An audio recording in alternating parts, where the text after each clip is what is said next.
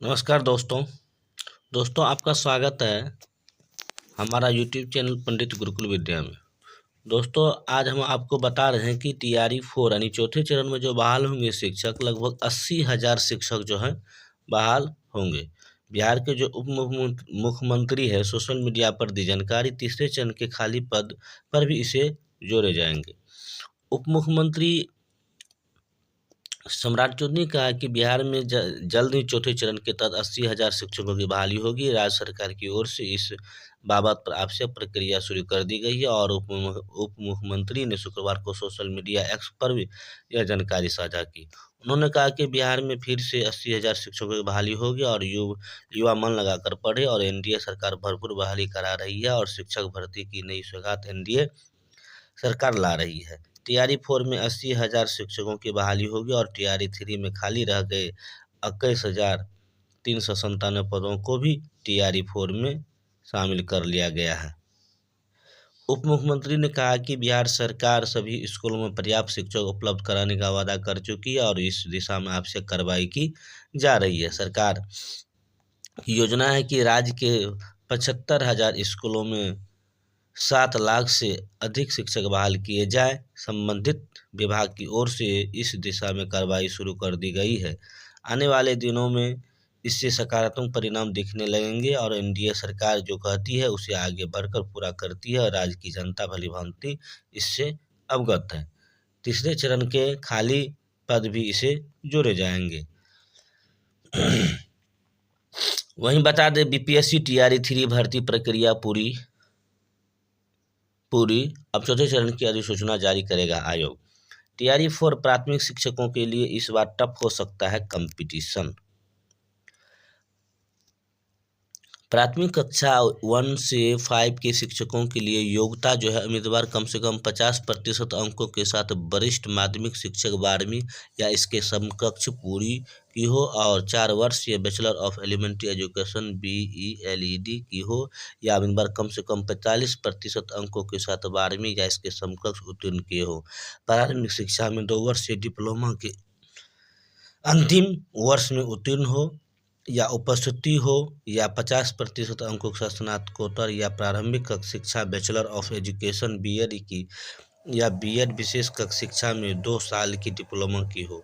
प्रारंभिक शिक्षा में स्नातक और 2 वर्षीय डिप्लोमा CTET पेपर 1 और BTET पेपर 1 उत्तीर्ण हो।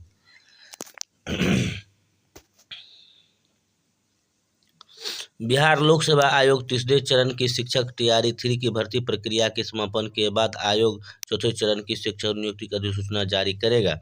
बिहार लोक सेवा आयोग ने चौथे चरण की शिक्षकों भर्ती टीआरई 4 के लिए तहत इस बार भी जो वैकेंसी आएगी उसमें प्राथमिक शिक्षकों के लिए पिछली वैकेंसी से अधिक आवेदन रहने की उम्मीद है और एक्सपर्ट के अनुसार इस बार परीक्षा टफ होगी।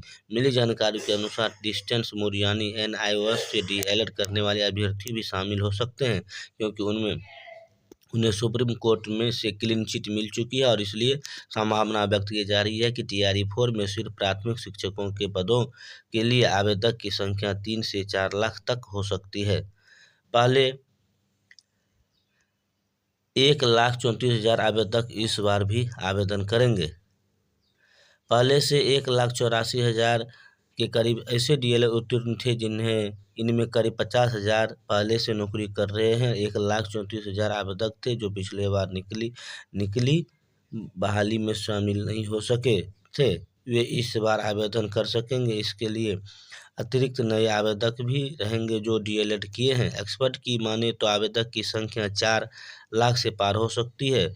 सीटों की संख्या अभी तय नहीं है, लेकिन पिछली बार प्राथमिक शिक्षकों के 25,505 पदों के लिए करीब 3 लाख आवेदन आए थे और इस बार ओवरऑल टीआरई 4 के लिए 80,000 से अधिक शिक्षक पदों पर भर्ती की जाएगी। इसमें टीआरई 3 के दौरान खाली रह गए 21,397 पद भी शामिल है।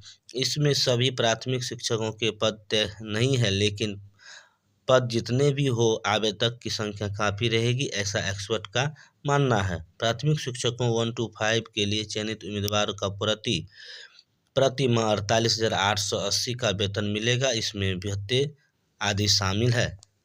वहीं बता दें उम्मीदवार अपनी वरिष्ठ माध्यमिक शिक्षा 12वीं या इसके समक्ष कम से कम 50% अंकों के साथ पूरी की हो और प्राथमिक शिक्षा में 2 साल का डिप्लोमा उत्तीर्ण किया हो।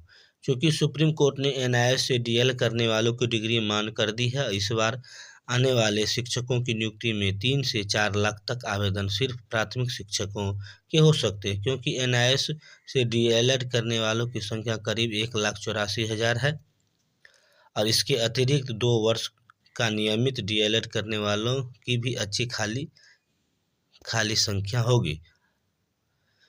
वहीं 18 माह के डीएलएड अभ्यर्थी टीआरई-2 का रिजल्ट जारी कर बहाली कर की मांग कर रहे हैं।